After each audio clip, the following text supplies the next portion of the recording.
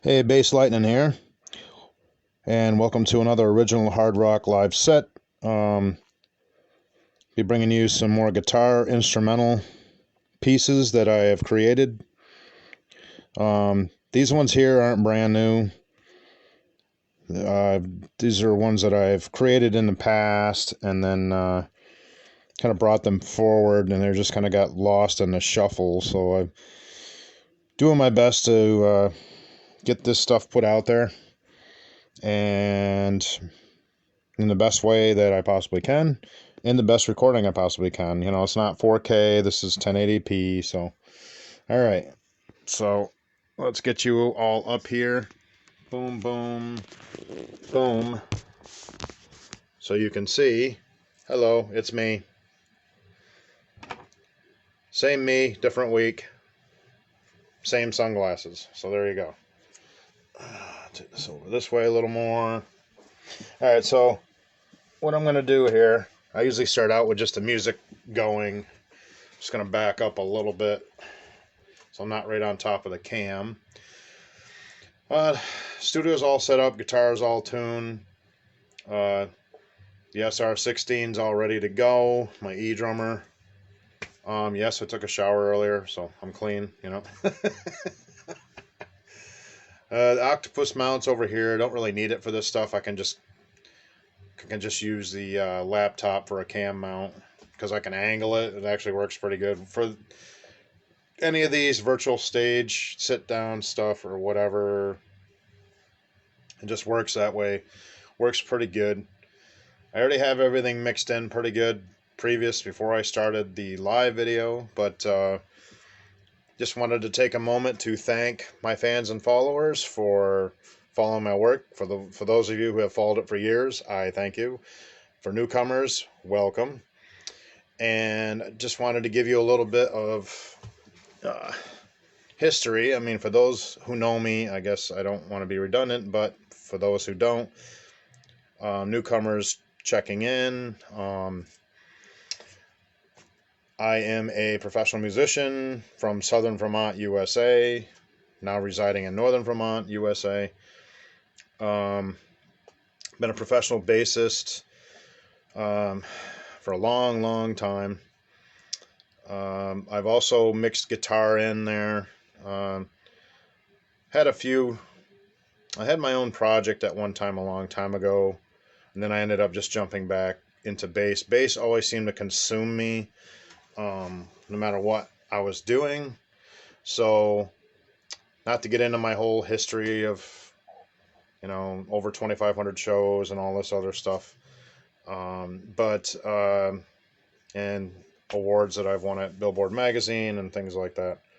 But I just think that, just to give you a brief history of why I play guitar and bass, well, I'm a multi-instrumentalist. I also play drums, percussion. I was a drummer when I was 7 years old. That's what I played first, which is probably why I have a good sense of timing, because I, drumming the Kiss and Alice Cooper records when I was 7 years old was, that's how I learned.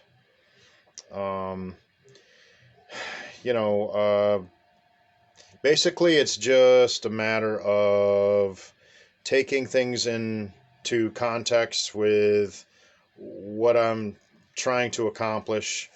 I realize that my virtual stage is really just my home studio adventures, not really much of an adventure. I'm just kind of set up in here and I play. I do write a lot of music, always have, probably always will, which is a big part of who I am as a musician. With the marketing part of it, I have my Reverb Nation and my SoundCloud, and it's really just to promote my original material. As far as what I've done for out on stage, mostly besides doing occasional open mics, very occasional, is I have also done open mics with guitar and stuff like that. But I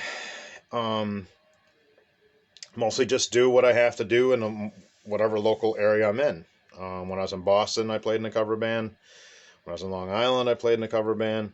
When I'm in Vermont, I played in cover bands since a long, long time ago. Probably since before some of you have even been alive or even born. So, But what I think going forward with Basslightning is just more of the same, really.